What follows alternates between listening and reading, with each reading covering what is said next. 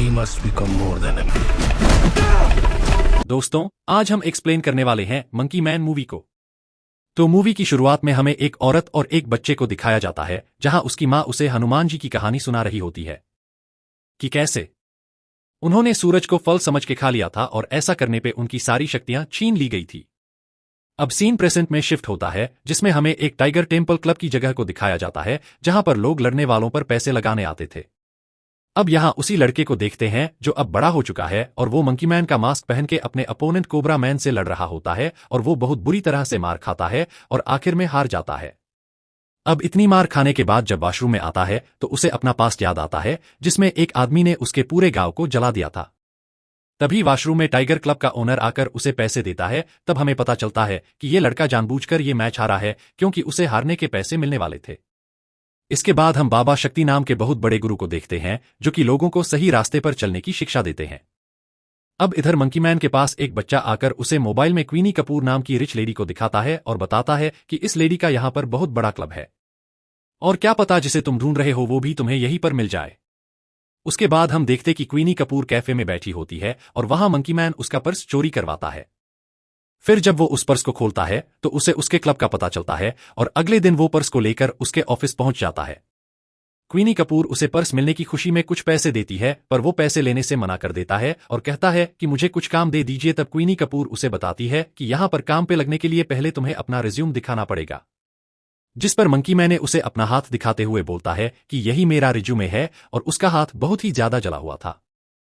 फिर जब वो उसके ऑफिस से जाने लगता है तब उसकी नजर सामने लगी एक फोटो पड़ जाती है, जिसमें क्वीनी कपूर के साथ एक आदमी खड़ा होता है और कहानी फ्लैशबैक में जाती है, जहां पर यही राणा नाम का पुलिस ऑफिसर दिखाया जाता है। फिर कहानी प्रेजेंट में आती है, जहां मंकी मैन किचन में सफाई कर रहा होता है, क्योंकि उसे जॉब मिल गई थी। तभी वहां अल्फेंसो नाम का आदमी आता है और उससे उसका नाम पूछता है। तब मंकी मैन अल्फेंसो को अपना नाम बॉबी बताता है, जो कि सामने रखे ब्लीच के पैकेट पे लिखा हुआ था। और आपको बता दूं कि अल्फेंसो क्वीनी कपूर खास बंदा था, जो कि उसके क्लब में ड्रग की सप्लाई करता था। उसके बाद बॉबी यानी मंकी मैन किसी डीलर के पास जाकर उससे बंदूक खरीदता है। साथ ही बॉबी अल्फेंसो को अंडरग्राउंड बॉक्सिंग का पता बताता है कि अगर तुम ज्यादा पैसा कमाना चाहते हो तो यहां जाके खान पे पैसा लगाना, क्योंकि उससे बॉबी ही लड़ने वाला था। वहां जाके खान पे ही पैसा लगाता है तो मंकी मैन उससे जानबूझ के हारता है और मंकी मैन ये सब इसलिए कर रहा था ताकि उसकी दोस्ती हो जाए। बॉबी की बात मानकर पैसों का प्रॉफिट हुआ था तो वो उसको सफाई के काम से हटवा के वेटर की जॉब दिलवा देता है और उस क्लब में वही लोग आते थे जिनके पास बहुत सारा पैसा है। अब बॉबी अल्फेंसो से राणा के बारे में पूछता है तो उसे पता चलता है कि राणा वीआईपी रूम में रहता है और वहां पर ऐसे कोई भी नहीं जा सकता। तभी बॉबी की नजर एक सीता नाम की लड़की पे जाती है, जो कि वहां प्रोस्टिट्यूट का काम करती थी। यहां बॉबी उसे देखते ही समझ जाता है कि उसका मन नहीं है, पर फिर भी उसे एक काम करना पड़ रहा है। इसी बीच हमें मंकी मैन का फ्लैशबैक दिखाते हैं कि असल में उसके साथ हुआ क्या था। वो किसी गांव में अपनी फैमिली के साथ रहता था और वहीं पर राणा पुलिस बनके आया था। तब एक दिन राणा अपनी पूरी फोर्स लेकर आता है उनका गांव खाली करवाने के लिए, क्योंकि किसी ने उनकी जमीन का सौदा कर लिया था, पर गांव वाले तो उसे खाली करने से मना कर देते हैं, जिस पर राणा को गुस्सा आ जाता है और वो उनके पूरे गांव को जला देता है।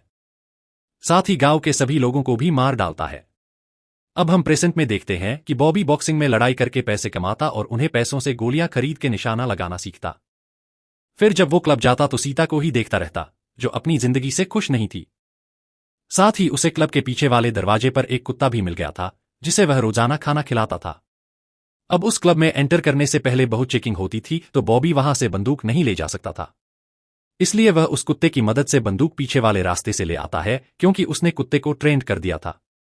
दूसरी तरफ अल्फेंसो बॉबी का प्रमोशन कर देता है और वो उसे वीआईपी रूम लेके जाता है, जो कि बॉबी काफी पहले से चाहता था। वही वीआईपी रूम में उसे राणा दिखता है और वो बॉबी से ड्रग्स लाने के लिए बोलता है। फिर बॉबी जब उसे ड्रग्स देता है तो उसकी नाक से खून आने लगता है, क्योंकि बॉबी ने उसमें कुछ मिला दिया था। अब राणा खून साफ करने बाथरूम जाता है तो बॉबी भी उसके पीछे पीछे आता है और फिर मौका मिलते ही वो राणा पर गन चला देता है।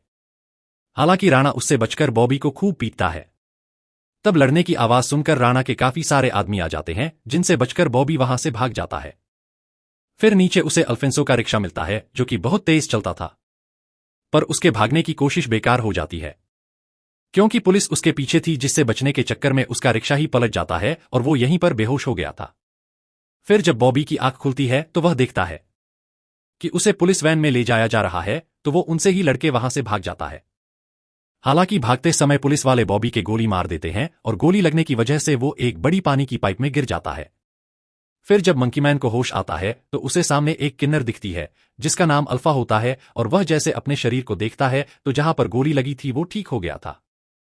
फिर यहां अल्फा और उसके लोग बताते हैं कि तुम बहुत दिनों से बेहोश थे और हमने तुम्हारा इलाज करा है। फिर जब वो सामने देखता है तो वहां पर एक शिव मंदिर था। अब यहां अल्फा मंकी मैन को कहती है कि बाहर तुम्हें पुलिस वाले ढूंढ रहे हैं, इसलिए तुम अभी यहीं पर रहो, कहीं जाना मत। इसके बाद हम देखते हैं कि राणा शक्ति से मिलने गया है तो शक्ति उसे उस लड़के के बारे में पूछता है जिसने उस पर हमला किया था, जिस पर राणा कहता है कि वो तो कोई ऐरा गैरा आदमी था। इधर दूसरी तरफ मंकी मैन को एक पेड़ के पास लेकर आती है और बताती कि ये भगवान शिव ने खुद लगाया था। फिर अल्फा उस पेड़ की डंडी तोड़कर मंकी मैन को बताती है कि इसमें बहुत विष है और इसे हम त्रिशूल कहते हैं, क्योंकि इसे जो भी पीता है ये उसके शरीर को अंदर से काट देता है और इसे सिर्फ दमदार आदमी ही यूज कर सकता है।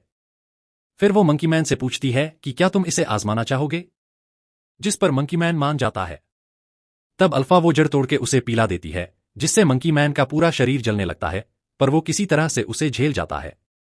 आप थोड़ी देर बाद मंकी मैन को अपने अंदर एक नई शक्ति का एहसास होता है और वो हनुमान जी की तरह अपनी छाती को फाड़ देता है और अपनी मां के साथ हुए गलत काम का बदला लेने के लिए तैयार हो जाता है।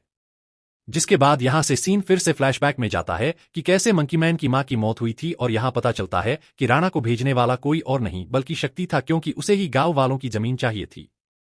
असल में मंकी मैन की मां ने उसे छुपा दिया था और कहा था कि जब तक मैं ना बुलाऊं तब तक बाहर मत आना। तभी वहां अचानक से राणा आ जाता है और उसकी मां राणा पे चाकू से वार करती है।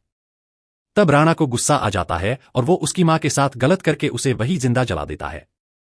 फिर राणा के चले जाने के बाद मंकी मैन अपनी मां को बचाने के लिए हाथ से आग बुझाता है, पर वो उन्हें बचा नहीं पाता और यही बात है कि मंकी मैन के हाथ जले हुए थे।